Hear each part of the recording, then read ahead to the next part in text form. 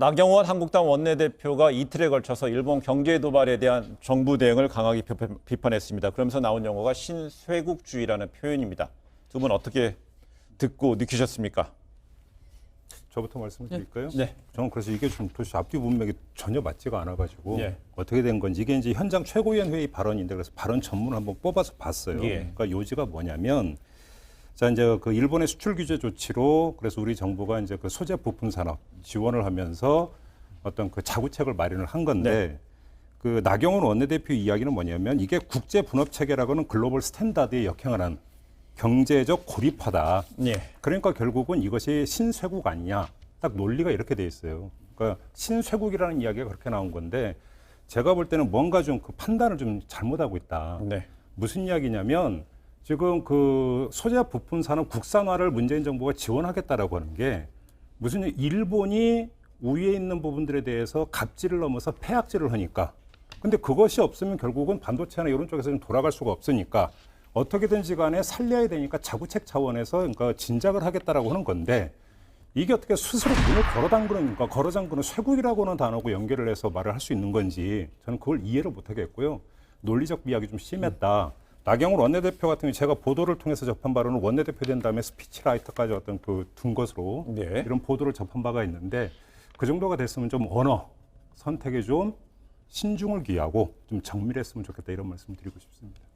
저도 그 소재 부품 산업 육성을 뭐 바로 쇄국과 연결시키는 건 뭐 좀 무리가 있을 수 있다. 네. 그러나 이제 그 국제 분업 체계 속에서 우리가 그 어떻게 말하자면 소재 부품 산업을 육성해 가느냐 그리고 또 어떤 협업 체계를 만드느냐는 네. 게 매우 중요하죠, 사실은. 그러니까 뭐 과거에도 나왔지만은 그 이 소재 부품 산업이라는 게 사실 우리의 그 몇십 년 내의 과제였거든요, 역대 정권에. 그런데도 안 된 이유 중에 하나는 물론 우리가 그 대기업, 중소기업의 어떤 그 이 관계에서도 문제가 없었다고 할 수는 없지만 네. 사실은 이게 아까 얘기한 대로 국제 분업 체계 속에서는 무엇이 더 효율적인가? 예를 들면 우리 지금 문제되는 그 불산 수소 같은 것도 99.9%가 문제가 되는 게 아니라 99.9999%가 문제가 되는 거거든요. 네. 그 순도를 만들어내는 그런 측면에 지적을 했을 터인데 저는 오히려 이 얘기를 들으면서 무슨 생각이 들었냐면 지금 그 단순히 어떤 저 소재 부품 산업의 문제가 아니고 우리가 지금 그 국제적 흐름에서 혹시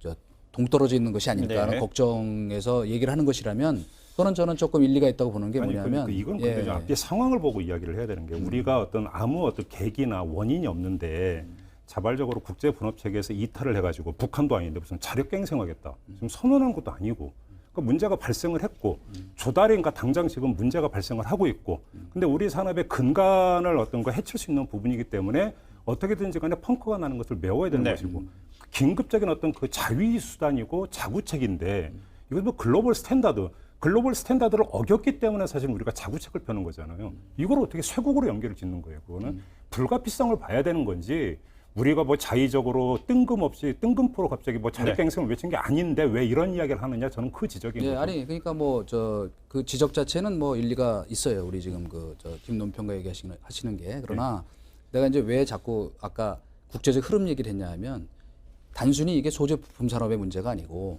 예를 들면 그 우리가 이제 구한 말에 뭐 유명한 그 황준원의 조선책략이라는 그 책도 있었잖아요. 그러니까 그 당시에 이제 그 러시아의 남침을 막으려면 그 황준원이라는 사람이 이제 아시다시피 일본 대사관에 근무하던 천국 참사관인데 네. 그 김홍집 저 수신사가 가서 그 책을 얻어와가지고 이제 지금까지 인구에 회자되는 거잖아요. 그러니까 네. 그러려면 자 친중 결일 그 말하자면 연미 이렇게 해야 된다. 제가 이 얘기를 드리는 말씀은 뭐냐면 지금 그러면 우리는 우리의 지금 그 연대 대상이 누군가 하는 것도 문제지만 연대 대상을 먼저 선정하려면 어떻게 되냐면 국제적으로 지금 누가 주적인가를 먼저 정해야 돼요. 근데 우리 주적은 북한인가요? 핵위협 불가하는? 지금 오늘 아침에도 두 발 또 쐈더라고. 그다음에 아니 그래서 이렇게 얘기할게요. 그러니까 요것만 내가 얘기하면 뭐냐면 그럼 지금 우리 주적이 누구냐면 이제 어쨌든 일본이 됐어요. 그죠? 근데 일본과 대항하기 위해서 그러면 우리는 미국과 연대합니까? 중국과 친중을 유지합니까? 그러니까 결국 결론이 뭐냐면 어제 그 우리 문재인 대통령이 얘기하신 평화 경제라는 게 결국 우리 민족끼리잖아요. 그죠? 네. 남북이 연대해야 된다는 얘기인데 이게 과연 현실적으로 작동할 수 있는 구도인가 하는 거에 대해서 이제 좀 이따 더 자세히 얘기하겠지만 그런 문제 제기를 한 것으로 뭐 꿈보다 해몽이 좀 좋았는지 모르겠는데 근데 같은 이해를 한 거예요. 이 그러니까. 앞뒤 예, 예. 관계를 했을 때 예. 문 대통령이 섞지 어저께 말고 아니 단순히 그러니까 소재 부품 산업만 갖고 쇄국론을 얘기한 건 아니에요. 아니, 그리고 맥락이 그렇게 돼 아니 있을 것 같아요. 그러나 예, 예. 말하자면 그것은 그 한 예일 예. 뿐이고 그거를 갖고 뭐 왜 연기하느냐 하는 거는 제가 보기엔 조금 그 아니, 외교적인- 무리한 그저 외교적 그래서, 마찰은 네, 외교적 관광부예요. 해법으로 풀어야 하는데 왜 이것을 경제적 고립화로 가져가는 그 말이 그 말이에요. 이 얘기로 가고 있는데 아니 그 말이 그 말이라고 그러니까 지금.